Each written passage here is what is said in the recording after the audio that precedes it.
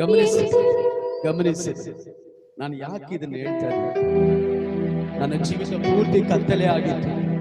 ಚಿಕ್ಕ ವಯಸ್ಸಲ್ಲಿ ಅಮ್ಮ ನೇಣಾಕೊಂಡು ಸತ್ತೋದು, ತಾಯಿ ಪ್ರೀತಿ ಕಂಡಿಲ್ಲ, ತಂದೆ ಕುಡಿದು ಕುಡಿದು ಕುಡಿದು ಆಕ್ಷನ್ ಆಗಿ ಸತ್ತೋದ, ಬಂಧು ಮಿತ್ರರು ಯಾರಿಲ್ಲ, ರೋಡಲ್ಲಿ ಅನಾಥನಾಗಿ ಭಿಕ್ಷೆ ಬೇಡುವವನಾಗಿ ಪೇಪರ್ ಆದವನಾಗಿ ಅನೇಕ ಕಷ್ಟ.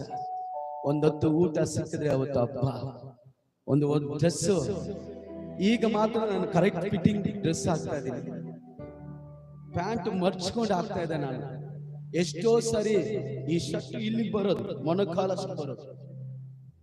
ನನ್ನ ಲೈಫಲ್ಲಿ ನಾನು ಅದೆಲ್ಲ ಅನುಭವಿಸಿದ್ದೀನಿ.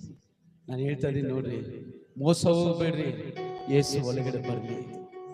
ಯೇಸು ಒಳಗಡೆ ಬರ್ಲಿ. ಕೈ ಮುಗಿದು ನಿಮ್ಮನ್ನ ಕೇಳ್ತಾ ಇದ್ದೀನಿ, ಯೇಸು ಒಳಗಡೆ ಬಂದ್ರೆ ನಿಮ್ಮ ಲೈಫ್ ಸೂಪರ್ ಆಗುತ್ತೆ, ನಿಮ್ಮ ಬದುಕು ಗ್ರೇಟ್.